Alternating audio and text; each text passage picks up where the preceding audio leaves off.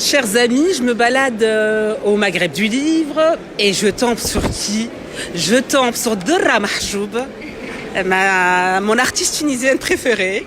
Donc voilà, nous sommes donc en direct de l'hôtel de ville, Paris. Aslema Dora, salut. Trop, merci, je suis ravie. Donc je vois qu'au fait tu exposes, c'est ça? Dans le cadre du Maghreb du livre. Est-ce que tu peux nous dire un petit mot sur tes œuvres, sur la thématique? Oui, alors mon œuvre parle de l'identité multiple du maghrébin qui est érigée entre l'Orient et l'Occident. Cette identité très très riche, très généreuse, multiple, qui a vraiment envie d'être complètement assumée, c'est-à-dire que ça soit qu'on parle dans la langue de Molière, ou qu'on parle en arabe, ou en berbère, ou dans d'autres dialectes, ou quoi, mais il faut simplement assumer cela et vivre pleinement cette richesse qui est extraordinaire pour le moi. Donc voilà. Et tout ça, c'est à travers le prisme de la féminité de la femme, puisque la femme, c'est elle qui est la garante de la culture. C'est elle qui défend la culture, l'identité. C'est elle qui construit l'avenir pour les jeunes, pour les nouvelles générations. Voilà. C'est magnifique. Et c'est des photos de femmes, donc c'est des portraits qui viennent jusqu'à moi, c'est-à-dire qui pénètrent dans ma vie quotidienne. C'est pas moi qui vais chercher ces photos-là. Donc vous allez me dire, il y a peut-être une centaine de photos qui viennent jusqu'à moi par jour. Oui, c'est le cas. Mais il y en a certaines qui réveillent un souvenir, qui m'évoquent quelque chose de particulier. Et c'est à partir de ce moment que l'aventure plastique commence. Et puis après, ça peut même aller jusqu'à la poésie, jusqu'à écrire des textes, des récits, voilà, une histoire autour de ça. Donc il y a ce côté hier, aujourd'hui, le passé, le présent, l'identité, l'ici et l'ailleurs aussi. C'est ce mélange. Quand on est ici, on rêve d'ailleurs, et quand on est là-bas, on rêve d'ici. Et c'est sur cette dualité que s'est construit le projet Madame Salambo. Et Madame Salambo, c'est un personnage fictif que j'ai créé. J'ai mixé les deux grands titres de Flaubert, Madame Bovary, le bovarisme, vivre sa vie en train de rêver, et le mythe orientaliste Salambo. Donc Madame Salambo, c'est entre les deux, c'est ce rêve et c'est aussi ce côté mythe orientaliste. Voilà. Les photos, si vous voulez, je peux vous parler aussi de la technique. Alors c'est du transfert d'image. On va choisir celle-là. C'est du transfert d'image. Donc moi, à partir de la photo, je vais faire du transfert d'image avec du transcreen.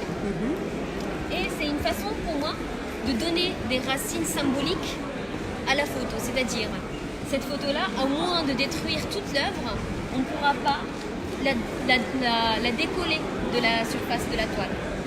Par contre, par ailleurs, je peux éventuellement faire du collage par-ci, par-là, voilà, sur d'autres œuvres. Sur celle-là, il y a transfert d'image acrylique seulement. Est-ce que c'est Madame Salambo version contemporaine? Oui, c'est ça.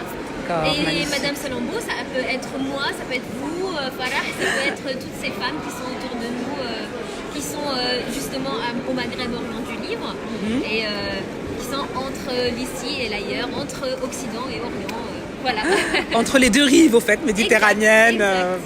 Bon, c'est magnifique. Et cette main, alors, qui se tend là, que je vois ici, c'est quoi cette figure? Donc, est-ce que c'est une métaphore? Est-ce que c'est une main qui tend vers l'Orient, ou vice-versa, l'Orient qui tend sa main vers l'Occident?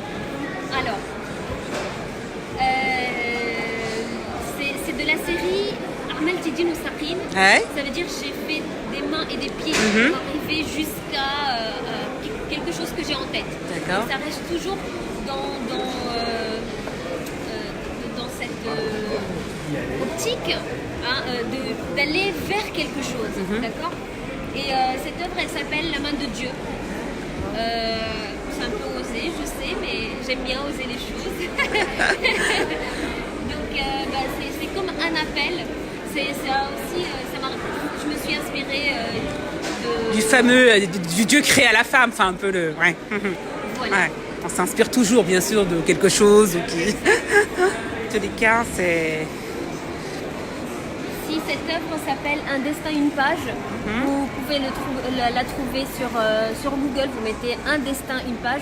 Vous allez trouver le poème avec l'œuvre, les explications, tout ça. Mais encore la question de l'identité à travers le prisme féminin. Donc Farrar ici, donc le vide. Farrar. Alors que l'ironie, c'est qu'il y a un poème avec. Pour quelqu'un qui n'a rien à dire, il y a un poème. Ici, c'est des fragments du livre Les fleurs du mal de Baudelaire, Oui. qui parle de la sentence de la mort. Et le côté spirituel de la mort et de la peine de la mort. Ironiquement, ici, il y a cette goutte d'encre qui fait office de balle. On dirait qu'elle a reçu une balle en pleine tête. Donc pour tuer cet effort intellectuel... Ah, c'est bon, c'est bon. C'est pour tes affaires, ouais. Donc c'est sur cette dualité que s'érige l'œuvre. Ironiquement, pour l'anecdote, Baudelaire est mort muet. D'accord. Donc il a perdu la capacité de parler. Voilà. Après... Cette dame m'évoque quelque chose, elle est Oui, connue. c'est très connu. C'est qui Alors, ce visage berbère C'est une photo de Marthe Garanger qui m'a inspirée parce que c'est le portrait craché de ma grand-mère. Et même dans son histoire, c'est très proche. Donc cette femme-là, à l'époque de la guerre d'Algérie, le gouvernement avait voulu produire des photos pour faire les cartes d'identité pour les femmes. Et le photographe, avec l'aide d'un soldat, ils les ont obligés à enlever le voile. Donc c'était une sorte de violation de son intimité, de sa vie, quoi. Et c'est pour ça qu'elle a ce regard revolver, un peu fusillant du regard. Donc c'est une photo qui évoque énormément de choses pour moi, qui évoque les racines, mais aussi je l'ai perçue avec quelque chose de contemporain. Donc là, il y a cette question de fracture à cause du processus de l'immigration. Et ici, c'est une petite note, parce que moi j'aime bien mettre des petites pistes. Venez avec moi. Alors, la dame, on lui a dévoilé la tête. Alors j'ai choisi une feuille des fleurs du mal de Baudelaire. Et ici, je vous propose de lire les mots qui sont dévoilés, qui ne sont pas cachés par les papiers. Ça fait mon cœur mis à nu. Justement, sa seule richesse, c'est son cœur, elle. D'accord, ouais. Donc, et après, entre parenthèses, il y a le choix. Et ensuite, c'est écrit, il y a dans simule. Là, on peut traduire. Donc, ouais. Ici, il y a torture entre parenthèses et barbare, but spirituel. Oh là là, en fait, ouais, tu as déduit, comment dire, tu as pu exprimer une phrase en verticalité, au fait. Oui. Donc, je trouve que c'est très original, hein. C'est le propre de l'art d'Horra Mahjoub.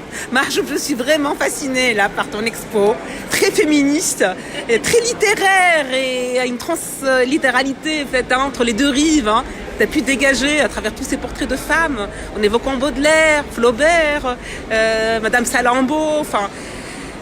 Tout ça nous donne vraiment envie, au fait, vraiment de collaborer, au fait, entre et la Tunisie et la France, hein, et pour mieux se comprendre à travers l'art, en fait. tout à fait, et pour mieux assumer cette identité riche et multiple. Alors où est-ce qu'on peut voir cette expo pour ceux qui l'auraient raté à l'hôtel de ville? Parce qu'elle est, elle est là encore jusqu'à 18h ce soir. 18h, Oui, ce soir. donc... Sinon, vous pouvez me contacter directement sur ma page Dora Majoubi.